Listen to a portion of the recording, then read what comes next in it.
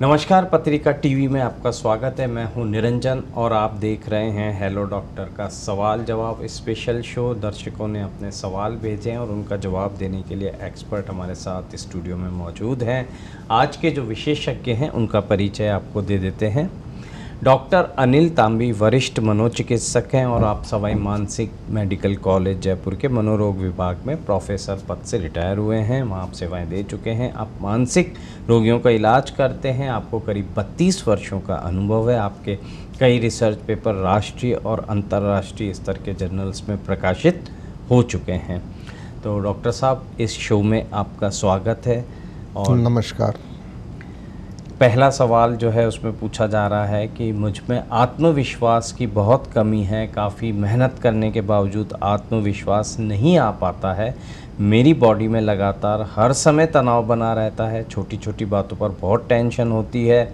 मैं इस समय सरकारी नौकरी की तैयारी कर रहा हूँ। मैं योग और ध्यान भी करता हूँ, लेकिन इसका भी असर नहीं हो रहा है और पिछले काफ़ी समय से ये परेशान हैं। इन्हें अपनी समस्या का समाधान चाहिए। 25 वर्ष इनकी उम्र है, भीलवाड़ा से हैं। दर्शक अपना नाम नहीं बताते जब मानसिक समस्याएं होती हैं, तो हम उम्र और उनके इलाके से ही ये सवाल पूछ रहे हैं। जी, आत्मविश्वास को सबसे पहले तो हम डिफ़ाइन करते हैं कि आत्मविश्वास की कमी से आपका तात्पर्य क्या है। क्या आपको लोगों से मिलने जुलने में हेजिटेशन होता है? क्या आपको परीक्षा में एग्ज़ाम देने जाते समय डर लगता है? या आपको कोई कार्य करते समय, कोई उत्तरदायित्व का निभाते समय कॉन्फिडेंस की कमी महसूस होती है? तो इससे हमारे को पता लगाते हैं। तो इसमें सबसे पहला तो यह है कि क्या कोई उस व्यक्ति में डिप्रेशन की, एंग्जाइटी की या अन्य कोई मानसिक बीमारी तो नहीं है। सेकंड ये है कि मानसिक बीमारी नहीं है पर फिर भी उसमें आत्मविश्वास की कमी है, तो उसकी पृष्ठभूमि को जानने की कोशिश करते हैं कि उसका बचपन में उसको कितने अवसर मिले, उन अवसरों में उसने उत्तरदायित्वों को कैसे निभाया, उत्तरदायित्वों को निभाने के बाद में, सफलतापूर्वक निभाने के बाद में आदमी का कॉन्फिडेंस धीरे धीरे बिल्टअप होता है। उस समय जो सराउंडिंग में लोग होते हैं वो उनके आत्मविश्वास को बढ़ाने वाले लोग हैं या उनके स्वाभिमान को ठेस पहुंचाने वाले लोग होते हैं।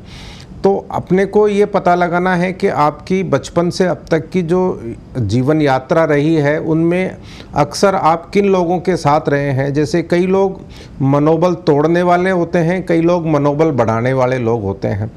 तो आप मनोबल तोड़ने वाले लोगों से दूर रहें, है ना। एक क्रिएटिव विजुअलाइजेशन होता है, आदमी आंख बंद करके और कल्पना करता है विद इमोशंस कि भी मैं प्रत्येक काम को सफलतापूर्वक कर रहा हूँ, अब लोग मेरी तारीफ़ कर रहे हैं, है ना, मेरी चाल में बदलाव आ गया है ना, मैं कॉन्फिडेंट होता जा रहा हूँ, मेरे को सफलता मिलती जा रही है। तो आप अपनी एक ऐसी स्क्रिप्ट लिख लें और उस स्क्रिप्ट को जितना क्लियरली और विविडली विजुअलाइज करेंगे और उसका रोज़ाना अभ्यास करेंगे तो डेफिनेटली आपके अंदर कॉन्फिडेंस बढ़ेगा। इसके लिए आपको लगातार प्रयास करने की ज़रूरत है और यदि आप अपने स्तर पे प्रयास करने के बावजूद कॉन्फिडेंस को बिल्टअप नहीं कर पा रहे हैं तो आप किसी मनोचिकित्सक की भी हेल्प ले सकते हैं। बिल्कुल। और जो दर्शक इस शो को देख रहे हैं उनके घर में छोटे बच्चे हैं तो उनके लिए भी बहुत काम की बात हमारे डॉक्टर साहब ने बोली है कि आपको बच्चों के साथ किस तरह से पेश आना चाहिए, क्योंकि उनकी ये जो बचपन की जो बातें हैं, जो यादें हैं, ये उनके आगे जाके जीवन में उनकी सोच और उनकी जो मेंटल हेल्थ है उसमें बहुत इसका योगदान रहता है। और पोस्ट कोविड मेंटल हेल्थ बहुत बड़ा मुद्दा भी है, हमारे लिए चिंता की बात भी है। अगला सवाल है, मुझे चीज़ें, पढ़ाई, बातें याद नहीं रह पाती हैं, सोचने समझने की शक्ति भी कम हो रही है, सेरिब्रम वाला पार्ट भी कम काम कर रहा है, एकाग्रता भी नहीं बन पाती है, इसका क्या इलाज है? तो इन्होंने हो सकता है कुछ दिखाया हो क्योंकि सेरिब्रम पार्ट भी इनको पता है। जी, ये एक बड़ी समस्या है जो आजकल के उभर रही है। अमेरिका में एक बड़ी इम्पोर्टेंट रिसर्च हुई थी कि वहाँ एडल्ट लोगों को 3 मैसेज किए गए कि इस समय आप क्या कर रहे हैं, आपका ध्यान कहाँ है और क्या आप खुश हैं या खुश नहीं हैं। तो उस रिसर्च में ये था कि 47% एवरेज अडल्ट अमेरिकन जो काम कर रहे थे उस समय उनका ध्यान कहीं और था। तो उस रिसर्च का जो ये कंक्लूजन था कि wandering minds are unhappy minds. तो ये जो डिस्ट्रैक्टिबिलिटी बढ़ रही है लोगों की सेल फ़ोन के कारण से, बीच बीच में आपका ईमेल आ गया, व्हाट्सएप आ गया, तो आपका काम हट जाता है। तो ब्रेन एक कंप्यूटर की तरह से है, इसमें आप जितने विंडो खुलते जाएंगे आपकी प्रोसेसिंग की स्पीड स्लो होती जाएगी। तो आप जहाँ पढ़ते हैं या जो भी काम करते हैं उस समय जो डिस्ट्रैक्शंस को यथासंभव कम से कम करके रखें। एक आप माइंडफुलनेस मेडिटेशन का अभ्यास करें, आंख बंद करके कमर सीधी करके आलती पालती मार के बैठ जाएं और आपका ध्यान आंख अंदर जो सांस जारी है नाक से और बाहर निकल रही है उस पर ध्यान केंद्रित करें। शुरू में कुछ समय के लिए आपका ध्यान सांस पे रहेगा, उसके बाद ध्यान कहीं और चले जाएगा। तो आपको सावधानी से उसको वापस सांस पे लेके आना। थोड़ी देर वो सांस पे रहेगा, फिर उसके बाद कहीं और चले जाएगा। तो इस तरह से धीरे धीरे अभ्यास करने से जो ब्रेन में कंसंट्रेशन की जो मसल है उसकी एक्सरसाइज होती है और वो 3-4 महीने लगातार इस तरह का माइंडफुलनेस मेडिटेशन का अभ्यास करने से आपका जो कंसंट्रेशन पावर है वो बढ़ जाएगा और आपकी याददाश्त शक्ति भी बढ़ जाएगी। बिल्कुल। तो बहुत अच्छी बात कही है डॉक्टर साहब ने कि हमारा जो दिमाग है वो भी कंप्यूटर की तरह है, लेकिन हम अनावश्यक विंडो खोल लेंगे, अनावश्यक ब्राउज़र्स खोल लेंगे उसके अंदर, तो हमारा सिस्टम जो है वो उस तरीके से काम नहीं करेगा जैसा उसे काम करने के लिए इस कुदरत ने बनाया है या ईश्वर ने उसे रचा है। अगला सवाल है, मुझे 1 महीने से सिर में दर्द है, पहले बहुत पसीना आता है, फिर ऐसा लगता है कि चक्कर आ रहे हैं। ऐसा रोज़ नहीं होता, कभी कभी होता है। नींद ठीक से नहीं आती है। अभी 1 महीने पहले वायरल हुआ था, तब से न्यूरो में भी दिखा चुकी हूँ, लेकिन फ़ायदा नहीं मिला है। बेंगलुरु से एक महिला दर्शक है। जी देखिए, आपने कहा है सिर दर्द है, पसीने आ रहे हैं, घबराहट रहती है और नींद नहीं आती है। ये चारों सिम्टम्स एंग्जाइटी के सिम्टम्स हैं, है ना। एंग्जाइटी के में सबसे पहले तो आपको ये डिसाइड करना है कि कोई आपकी लाइफ के अंदर इश्यूज हैं क्या जो आपको उद्वेलित कर रहे हैं, परेशान कर रहे हैं, है ना। दूसरा ये है कि आपका जो वर्क लाइफ बैलेंस है वो प्रॉपर है या नहीं है। आप अपने पे कितना ध्यान देते हैं, क्या आप एक्सरसाइज करते हैं, न्यूट्रिशियस भोजन लेते हैं, प्रॉपर 7-8 घंटे की नींद लेते हैं, एक्सरसाइज करते हैं और अपने जो लाइफ के इश्यूज हैं उन इश्यूज को मैच्योर तरीके से एक प्रकृति के नियमों के आधार पे सुलझाने की कोशिश करते हैं, या आप बहुत ज़्यादा चिंता करने की प्रवृत्ति पड़ गई है। तो इसमें मेरा यही है कि अगर मेडिटेशन करने से, योगा करने से भी प्रॉब्लम सॉल्व नहीं हो रही है तो आप किसी साइकियाट्रिस्ट को दिखा सकते हैं और अपना प्रॉपर इवैल्यूएशन के बाद में वो डिसाइड कर पाएगा कि ये टेंशन टाइप हेडेक है, एंग्जाइटी की इश्यूज हैं। तो उसके लिए कुछ समय के लिए मेडिकेशन लेने से आपको जल्दी राहत मिल जाएगी और आप जल्दी काम पे लौट जाएंगे, तो आपको चिंता करने का ज़्यादा मौका नहीं मिलेगा। अगला सवाल है, मैं बाईपोलर डिसऑर्डर का मरीज हूँ। कभी तो मैं तेज़ी से काम करता हूँ और कभी काम में मन नहीं लगता है। मैं दिवा ओडी 500 गोली रोज़ रात्रि को सोते समय 1 बार लेता हूँ। अब मैंने दिवा 500 लेना धीरे धीरे कम कर दिया है, स्थिति नियंत्रण में है। क्या इस गोली को इसी तरह से धीरे धीरे छोड़ा जा सकता है? मैं आपको सलाह दूंगा कि आप कोई भी डिसीजन दवा कम करने का या बंद करने का अपने आप न लें। जिन डॉक्टर साहब से आप ट्रीटमेंट ले रहे हैं उनसे डिस्कस करने के बाद में ही ये डिसीजन लें। बाइपोलर डिसऑर्डर का जो ट्रीटमेंट होता है उसमें नेचुरल हिस्ट्री अगर इलनेस की देखें तो उसमें एपिसोड्स आते रहते हैं मैनिया के और डिप्रेशन के। ट्रीटमेंट का जो गोल होता है, 4 गोल होते हैं कि भी अगर कोई एक्यूट एपिसोड डिप्रेशन का या मैनिया का है उसका ट्रीटमेंट करें, फ्यूचर एपिसोड्स जो आने हैं उनको अपन प्रिवेंट कर पाएँ, है ना। तो अपना जो रोल है वो न केवल करंट एपिसोड को ट्रीट करना है बल्कि जो फ्यूचर एपिसोड्स आने वाले हैं उनको प्रिवेंट करने की भी जिम्मेदारी अपनी है। बाइपोलर डिसऑर्डर के जो पेशेंट्स होते हैं उनके अंदर अन्य मानसिक रोगों के होने की संभावना भी बढ़ जाती है, नशा करने की लत बढ़ जाती है, उनके फैमिली के अंदर उनके मूड में जो चेंजेज आते हैं तो पारिवारिक समस्याएं बढ़ जाती है।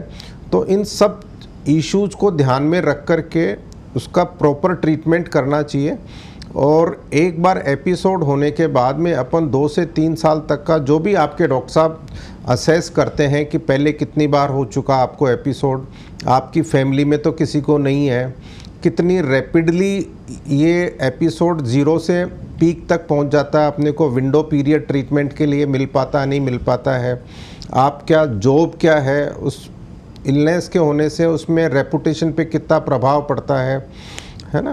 तो ऐसे बहुत सारे छोटे छोटे फैक्टर्स होते हैं जिनको हम कंसिडर करके और ट्रीटमेंट की लेंथ को डिसाइड करते हैं। बिल्कुल। तो मनोरोग जितने भी हैं, ऐसी मानसिक समस्याएं, उनमें बहुत सारी कड़ियाँ जोड़ के डॉक्टर आपको सलाह देते हैं। अगला सवाल है, सोते समय नींद में शरीर पूरा अकड़ जाता है, नींद खोलने का प्रयास करने पर भी आंख नहीं खुलती है, जब यह पूरी प्रक्रिया चल रही होती है तो मैं होश में रहता हूं, कृपया इस बारे में कुछ बताइए, क्या यह खतरनाक है? ललित हैं भरतपुर से। देखिए ललित जी, जो आपकी प्रॉब्लम है इसमें पहले तो आप ये बताइए कि क्या पिछले महीने 20 दिन में आपका स्लीप डिप्राइवेशन रहा है, पर्याप्त समय के लिए आपको अच्छी नींद आई है या नहीं आई है। तो इस तरीके की जो स्लीप पैरालिसिस के जो पिक्चर है वो स्लीप डिप्राइवेशन के पेशेंट्स में ज़्यादा आती है। प्रकृति ने जो स्लीप को 2 पार्ट में डिवाइड किया हुआ है, REM स्लीप और NREM स्लीप। 90 मिनट की NREM स्लीप के बाद में कुछ मिनटों की REM स्लीप आती है। इसमें व्यक्ति का दिमाग फुल्ली एक्टिव रहता है लेकिन बॉडी पूरी तरह से पैरालाइज्ड रहती है ना। जैसे आपने देखा होगा कि किसी को स्वप्न आ रहा है, वो दौड़ रहा है, डिशुम डिशुम कर रहा है, पर उसके हाथ पैर, चूँकि प्रकृति ने पैरालाइज किया हुआ है REM स्लीप के दौरान, तो ब्रेन फुल्ली एक्टिव है लेकिन वो प्रोटेक्ट करने के लिए बॉडी पैरालाइज्ड है। अदरवाइज वो डिशुम डिशुम करेगा, उठ के दौड़ने लगेगा तो उसको चोट लग सकती है। तो इस तरीके की स्लीप से जुड़ी हुई प्रॉब्लम को फुल्ली अंडरस्टैंड करने के लिए साइकेट्रिक इवैल्यूएशन करना और एक लेवल 1 पॉलीसोम्नोग्राफिक स्टडी होती है, स्लीप स्टडी जिसको बोलते हैं, उसमें आपके ब्रेन के विभिन्न जो फंक्शन हैं उनको आप, जब ये इवेंट हो रहा है उस समय आपके ब्रेन में कौन सी वेव्स चल रही है, आपकी रेस्पिरेशन कैसा चल रहा है, आपका मसल की टोन कैसी है, उसके बाद में ही पूरा अपन इवेल्युएट करके बता सकते हैं कि आपकी प्रॉब्लम एक्चुअली ये स्लीप पैरालिसिस है या और कोई पैरासोमनियाज करके इलनेस होती है जो हो सकती है। तो आप किसी मनोचिकित्सक को दिखा लीजिए ताकि आपका एक इवैल्यूएशन हो जाए, उसको देखा जा सके कि समस्या की जड़ क्या है। अगला सवाल है, जब भी मैं किसी चीज़ पर एकाग्र होने का प्रयास करती हूँ तो मेरे मन में बहुत बुरे विचार आने लगते हैं, क्या यह कोई मानसिक समस्या है? इसका इलाज कैसे हो सकता है? एक महिला दर्शक जानना चाहती हैं। जी, ये जो जानकारी है ये इनकम्प्लीट है, इसको डिटेल्ड में इवैल्यूएट करने की आवश्यकता है, क्योंकि जब आप एकाग्रचित होने की कोशिश करते हैं और उस समय ये खराब विचार आते हैं, है ना। जैसे तो ये क्या है कि OCD की कुछ स्थितियों के अंदर जब व्यक्ति कंसंट्रेट करता है पढ़ने के लिए या किसी और चीज़ के लिए, उस समय इस तरीके के सेंसलेस इंट्रूसिव थॉट्स आने लग जाते हैं। बट ये एक इनकम्प्लीट इन्फॉर्मेशन है। जब तक पूरी इन्फॉर्मेशन हमारे पास अवेलेबल नहीं होगी तो इसके बारे में पक्के तौर पे कुछ बताना संभव नहीं है। तो मैं सलाह दूंगा कि आप किसी नज़दीकी मनोचिकित्सक को दिखा के और आप वो करें, है ना। एक जो हम लोग प्रमोट करते हैं वो है माइंडफुल वे ऑफ लिविंग, है ना। जैसे हम किसी रेस्टोरेंट में जाते हैं, है ना, तो वहाँ पर काफ़ी शोर हो रहा होता है, पर लेकिन हमारा ध्यान पूरी तरह से जो हमारे पास में बैठा हुआ है फेलो पर्सन उस पे रहता है। तो हम पूरी एकाग्रता के साथ में उस व्यक्ति को बात को सुन रहे होते हैं ना। पेरीफ्री के अंदर चारों ओर क्या आवाज़ें हैं, वेटर क्या बोल रहा है, उससे हमारे ध्यान को हम फिल्टर आउट कर लेते हैं। तो एक ये जो माइंडफुल वे ऑफ लिविंग है उसको कल्टीवेट करके इस तरीके की प्रॉब्लम को हैंडल किया जा सकता है। बट फिर भी पूरा जो है वो पूरी जानकारी के बाद में आपको पूरी सलाह दी जा सकती है। बिल्कुल। अगला सवाल है, मैं अक्सर नींद में बहुत तेज़ बातें करने लगता हूँ, मुझे इसके बारे में कुछ पता नहीं रहता है और इस आदत को कैसे छोड़ा जा सकता है, एक दर्शक का सवाल है ये। देखिए, पहले तो आप एक सामान्य से उपचार करके देख लीजिए कि भाई आप नियमित रूप से अच्छा व्यायाम करें, मेडिटेशन करें, है ना। सोने की जो जगह है, अगर कभी कभार ऐसी बातें हो भी जाती है, बोल भी देता है, तो अपने को कोई ज़्यादा हर्ज वाली बात नहीं है ना। और अपनी लाइफ को यथासंभव व्यवस्थित करने की कोशिश करें, क्योंकि अक्सर ये देखा गया है कि जो लोग किसी तनाव से, किसी स्ट्रेस से गुजर रहे होते हैं अपनी लाइफ में, उन लोगों में इस तरीके की प्रॉब्लम्स ज़्यादा होती है। अगर इन जो प्रारंभिक जो घरेलू तरीक़ों से अगर ये प्रॉब्लम सॉल्व नहीं होती है तो मैं आपको एक स्लीप स्टडी कराने की सलाह दूंगा, जिससे कि वो सारे पैरामीटर्स को हम असेस करके आपको प्रॉब्लम को लोकलाइज कर सकें और आपको एप्रोप्रिएट सलाह दे सकते हैं कि क्या आप कोई ऐसी दवाई खा रहे हैं या पहले नींद की दवाई खाई थी उसको अचानक आपने छोड़ दिया, जिससे पैराडॉक्सिकली REM स्लीप इंक्रीज हो जाती है। तो ऐसी काफ़ी सारी चीज़ें हैं जिनका विस्तार पूर्वक विश्लेषण करने के बाद में ही हम आपको कोई पिन पॉइंट करके समाधान सुझा सकते हैं। खुद से बातें करने का सवाल था, एक सवाल का जवाब दिया जा चुका है। अगला सवाल है, मैं अक्सर बाइक चलाते समय खुद से बातें करने लग जाता हूं, इस वजह से मेरा ध्यान भटकने के कारण हादसे का जोखिम बढ़ जाता है, तो इसका क्या इलाज हो सकता है? देखिए, ये एक टेंडेंसी लोगों में बढ़ती जा रही है। पहले जो भी व्यक्ति होते थे, जो काम करते थे, पूरी एकाग्रता, तल्लीनता और सावधानी से करते थे। जैसे किसी आदमी से कोई मिस्टेक हो जाती है तो जो बड़े बुजुर्ग लोग सलाह देते हैं कि भाई देख, काम को ध्यान से करना। काम को ध्यान से करने का तात्पर्य है कि आपकी पूरी अटेंशन जिस काम को कर रहे हैं वहीं पर होनी चाहिए। अगर आप पूरी तरह से अटेंटिव होकर के काम करेंगे तो आपकी काम की क्वालिटी भी बेटर होगी और एक्सीडेंट होने की पॉसिबिलिटी भी कम हो जाएगी। पर ये जो एबिलिटी है इसको अपने को कल्टीवेट करना होता है ना। एकाग्र होने की एबिलिटी को कल्टीवेट करने के लिए आपको एक्सरसाइज करना, लाइफ को व्यवस्थित करना, है ना। अपने जो काम ज़्यादा पेंडिंग ना हो उन कामों को, लिस्ट को भी अपने को कम करना है और माइंडफुलनेस मेडिटेशन की प्रैक्टिस करनी है ना। तो जो भी आप काम करें वो पूरी तरह से एकाग्रचित होकर के, ध्यान लगा करके, ध्यानमग्न होके करें, जिससे कि गलती होने की संभावना कम हो।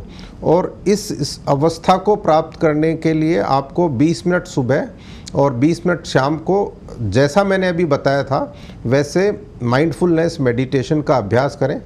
3 से 4 महीने में आपका ब्रेन अटेंटिव होकर के काम करने लायक हो जाएगा।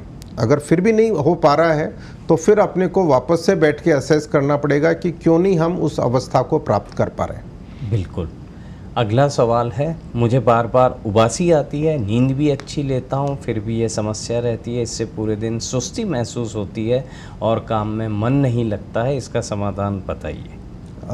देखिए, जो नींद अच्छी आती है। इसमें अपने पास में नींद में एक तो होता है क्वांटिटी कि कितने घंटे आती है, दूसरा है क्वालिटी ऑफ स्लीप, और तीसरा जो दिन के समय में आप दोपहर के समय में क्या आप डल और ड्राउजी महसूस करते हैं क्या। अगर आपको रात को गहरी नींद आई है और नींद की पूरी पूर्ति हो गई तो आपको अक्सर दिन के अंदर आपको डलनेस फील नहीं होगी। तो अपने को तीनों एंगल से सोचना है कि क्या मेरे को पूरी नींद आई है, पूरी गहरी नींद आई है, और रात को सोते समय मेरे को खर्राटे तो नहीं आए हैं। अक्सर देखा होगा कि जब खर्राटे आते हैं तो आपकी जिह्वा जो है वो ओरोफेरिंक्स में जा कर के श्वास नली में जाके रुकावट पैदा कर देती है, और कुछ समय के बाद आपका ऑक्सीजन सैचुरेशन कम होता जाता है और ब्रेन जगता है, फ्रैक्शन ऑफ सेकंड्स के लिए जगता है, और एक गहरी सांस लेकर के जैसे ही ऑक्सीजन की पूर्ति हुई वह वापस सो जाता है। तो ये माइक्रो एपिसोड्स ऑफ अवेकनिंग होते रहते हैं पूरी नींद के दौरान। तो इस कारण से OS ऑब्स्ट्रक्टिव स्लीप एपनिया के पेशेंट्स को जो लेवल 3 और 4 की जो डीप स्लीप आनी चाहिए, डेल्टा स्लीप आनी चाहिए, वो नहीं आ पाती है। तो जो पूरा जो बॉडी को रिलैक्सेशन और रेस्टोरेशन होना चाहिए वो नहीं हो पाता है। इसलिए उसको अपने को ये देखना है कि क्या आपका वेट तो ज़्यादा नहीं है ना, क्या गर्दन की साइज छोटी तो नहीं है, क्या आपको खर्राटे तो नहीं आते हैं, है ना। तो ये सारी चीज़ें देखने के बाद में, और आप नियमित रूप से एक्सरसाइज करते हैं या नहीं करते हैं, तो ये भी एक डलनेस का एक बहुत बड़ा कारण होता है। या बहुत ज़्यादा गरिष्ठ भोजन खा रहे हैं, तो इन कारणों से इस तरीके की शिकायत हो सकती है। बिल्कुल। और आज दर्शकों के सवाल और डॉक्टर साहब जो बता रहे हैं उनके जवाब में उन्हें सुनकर ऐसा लगा कि नींद को हम बहुत हल्के में लेते हैं, उस पर बहुत ज़्यादा ध्यान नहीं देते हैं, और हमारी कई समस्याओं की जो जड़ है या जो उसका जो संबंध है वो हमारे नींद के पैटर्न से होता है। तो इसे समझ लेना चाहिए। आप किसी भी डॉक्टर से भी समझ सकते हैं कि नींद जो है उसका पैटर्न क्या होना चाहिए। अगला सवाल है, मेरी उम्र 30 साल है, मैं अक्सर बात करते समय विषय ही भूल जाती हूँ, इस वजह से मैं कई बार मजाक का केंद्र भी बन जाती हूँ और इससे मुझे तनाव होता है, इसका कोई समाधान बताइए। ये भी एक इनकम्प्लीट इन्फॉर्मेशन है, और मेरे ख्याल से ये प्रश्न भी उसी चीज़ से मिलता जुलता है जो आजकल जो ट्रेंड हो रहा है, जो डिस्ट्रैक्टेबिलिटी पैदा हो रही है मनुष्य के जीवन में, है ना। जो इतने सारे गैजेट्स हैं, बार बार फ़ोन कॉल्स आते हैं, तो अपने को क्या है कि पूरी तरह से जो तल्लीनता और एकाग्रता है वो कम हो जाती है। जो एंग्जाइटी के शिकार जो लोग होते हैं वो चिंता के विचारों की वजह से एकाग्रचित होकर काम नहीं कर पाते हैं। जो लोग एक्सरसाइज नहीं करते हैं उन लोगों की भी एकाग्रता कम हो जाती है। तो और ऐसा होना चाहिए कि भाई जब आप अभ्यास करें कि जब आप बात कर रहे हैं, है ना, तो बात करते समय आप पूरी तरह से एकाग्रचित होकर बात करेंगे तो आपको इस तरीके की प्रॉब्लम नहीं आएगी। माइंडफुलनेस मेडिटेशन की प्रैक्टिस से इस पे भी अपन ओवरकम कर सकते हैं इस चीज़ को भी। बिल्कुल। अच्छा, जो अगला सवाल है वो अभी आपने जो जवाब दिया उसी से जुड़ा हुआ है। सोशल मीडिया का इस्तेमाल बढ़ने से मुझे भ्रम की स्थिति रहती है, इस वजह से पढ़ नहीं पाता हूँ, क्या समाधान हो सकता है? जी ये भी लगभग वैसा ही है कि अपने को दो चीज़ें देखनी है कि social media, internet, gaming disorder, आप कितना टाइम इस पे डिवोट करते हैं। अगर काफ़ी समय व्यतीत करते हैं, इम्पोर्टेंट एक्टिविटीज़ पे आप ध्यान नहीं दे पाते हैं, है ना, जब आपको ये गैजेट्स नहीं मिलते हैं तो क्या आपको विड्रोवल सिम्टम्स या इरिटेबल हो जाते हैं। तो पहला पार्ट तो ये है कि भी अपने को एडिक्शन का लेवल तो नहीं है। दूसरा क्या है कि जो अपना जितना इंटरनेट वगैरह जो गैजेट्स यूज करते हैं रात के समय, नाइट के समय अगर यूज करेंगे तो उनसे एक ब्लू लाइट निकलती है जो मेलेटोनिन के फॉर्मेशन को और गहरी नींद आने की प्रक्रिया में बाधा डालती है, तो रात की नींद उनसे डिस्टर्ब हो जाती है। अधिक समय इंटरनेट पे और सोशल मीडिया पे बिताने से उनमें एक्सरसाइज की कमी हो जाती है। तीसरा ये, क्या लोग वर्चुअल वर्ल्ड में अपना एक आभासी दुनिया में खो जाते हैं, वास्तविक दुनिया से उनका संपर्क कम हो जाता है। तो ये सारी चीज़ें कुल मिला के एक ऐसी भ्रम की स्थिति पैदा कर देते हैं जो पूरी तरह से एकाग्रचित होकर जो रिलेशनशिप में, जो एक्टिविटीज़ में, है ना, जो अपने को डेवलप करना चाहिए वो नहीं कर पाते हैं ना। बिल्कुल। तो आपने बहुत अच्छे से सवालों के जवाब दिए हैं, और चलते चलते हम मेंटल हेल्थ के लिए आपसे शॉर्ट में टिप्स चाहेंगे कि लोग कैसे अपने दिलो दिमाग को स्वस्थ रख सकते हैं। देखिए, सबसे पहला तो ये है कि आप अवेयरनेस में रह कर के आप अपना जीवन जिए, है ना। इसका मतलब ये है कि मैं जो सोच रहा हूँ, मैं जो बोल रहा हूँ और जो मैं कर रहा हूँ, उससे मेरी लाइफ बेटर हो रही है या मेरी लाइफ में कॉम्प्लिकेशंस पैदा हो रही है। तो अपन अवेयरनेस में रह कर के लाइफ को लीड करेंगे तो अपनी लाइफ को अपन उन्नति की ओर, सफलता की ओर ले जा सकते हैं, है ना। अपनी लाइफ को व्यवस्थित कर सकते हैं। जो जो भी अनहेल्पफुल एक्टिविटीज़ हैं, हैबिट्स हैं, उनके ऊपर अपना इंट्रोस्पेक्ट करके और उनको धीरे धीरे अपन हेल्दी हैबिट्स से रिप्लेस कर सकते हैं, है ना। जैसे कहा जाता है कि अच्छी आदतें डालना मुश्किल होता है पर उनके साथ जीना आसान होता है। खराब आदतें जल्दी से डल जाती है और उनके साथ जीना मुश्किल होता है ना। जैसे आपने देखा होगा कि जब बारिश आती है तो जो खरपतवार या खराब पेड़ पौधे ऑटोमेटिकली उग आते हैं, परंतु काम के पौधों को आपको उगाना पड़ता है। ऐसे ही अपने को अवेयरनेस में रहना है कि जो मेरे दिमाग में विचार आ रहे हैं ये मेरा फ़ायदा कर रहे हैं, मेरे को उन्नति की ओर, मेरी लाइफ गोल्स की तरफ लेके जा रहे हैं या मेरे को उन गोल्स से दूर लेके जा रहे हैं। बिल्कुल। तो बहुत अच्छी बात बताई है डॉक्टर अनिल तांबी जी ने, और हम उनको धन्यवाद कहेंगे। हेलो डॉक्टर में आज के लिए बस इतना ही। कल फिर मिलेंगे। देखते रहिए पत्रिका टीवी और रखिए अपनी सेहत का ख्याल। नमस्कार। नमस्कार।